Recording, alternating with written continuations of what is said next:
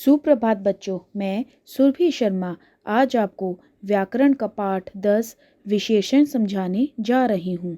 चलिए बच्चों, विशेषण जानने से पहले हम कुछ उदाहरण को पढ़ते हैं। वाटिका में रंग बिरंगे फूल हैं, पेड़ पर कुछ बंदर हैं, मेरे पास 2 गुड़ियाँ हैं, तालाब में गुलाबी कमल खिले हैं। तो इन उदाहरणों में रंग बिरंगे फूल, कुछ बंदर, 2 गुड़ियाँ, गुलाबी कमल किसी न किसी की विशेषता बता रहे हैं।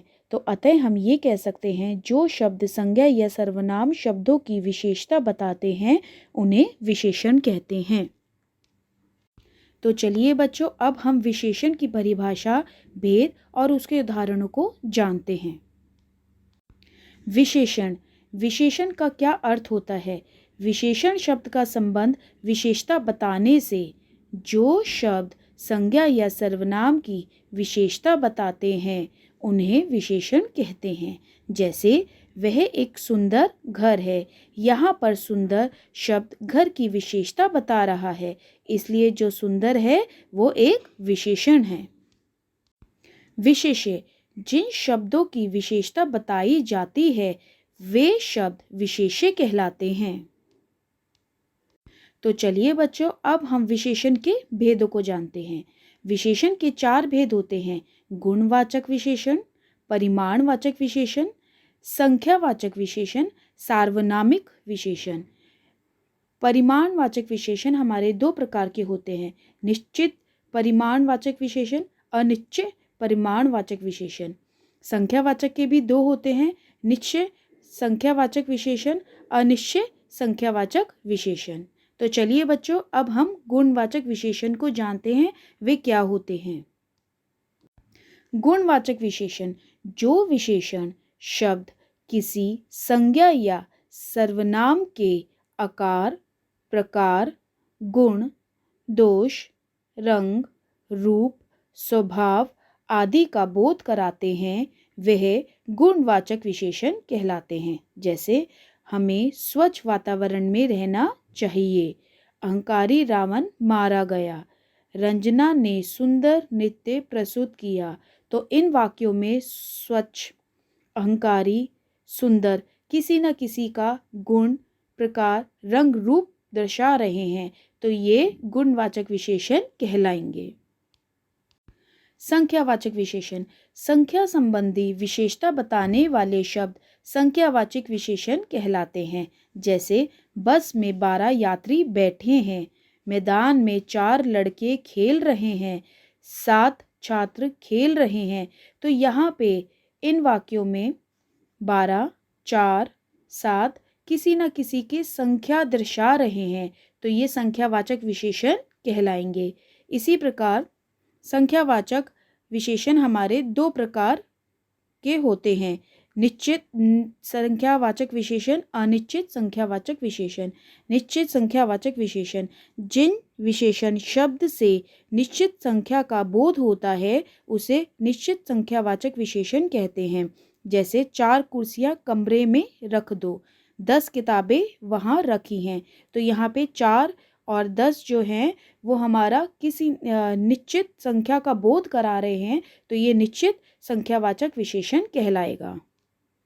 अनिश्चित संख्यावाचक विशेषण, जिस विशेषण शब्द से निश्चित संख्या का बोध नहीं होता है उसे अनिश्चित संख्यावाचक विशेषण कहते हैं। जैसे कुछ फूल लगाओ, राम को कुछ रुपए दे दो। तो यहाँ इन वाक्यों में कुछ रुपए किस निश्चित संख्या का बोध नहीं करा रहे हैं, तो ये अनिश्चित संख्यावाचक कहलाएंगे। परिमाणवाचक विशेषण, माप तोल संबंधी विशेषता बताने वाले शब्द परिमाणवाचक विशेषण कहलाते हैं। जैसे मैंने 1 किलो सेब खरीदे, मेरी चाय में कम चीनी डालना, थोड़े चावल दे दो, मुझे आधा गिलास पानी चाहिए। तो इन वाक्यों में 1, कम, थोड़ा, आधा गिलास मापतोल का संबंध दर्शा रहे हैं, तो ये हमारा परिमाणवाचक विशेषण कहलाएगा। अब परिमाणवाचक विशेषण हमारे दो प्रकार के होते हैं, निश्चित परिमाणवाचक विशेषण, अनिश्चित परिमाणवाचक विशेषण। निश्चित परिमाणवाचक विशेषण, जिन विशेषण शब्द से किसी वस्तु की निश्चित मात्रा या मापतोल का बोध हो उसे निश्चित परिमाणवाचक विशेषण कहते हैं। जैसे 1 किलो चावल की खीर बना दो, 2 किलो चीनी बाजार से ले आओ।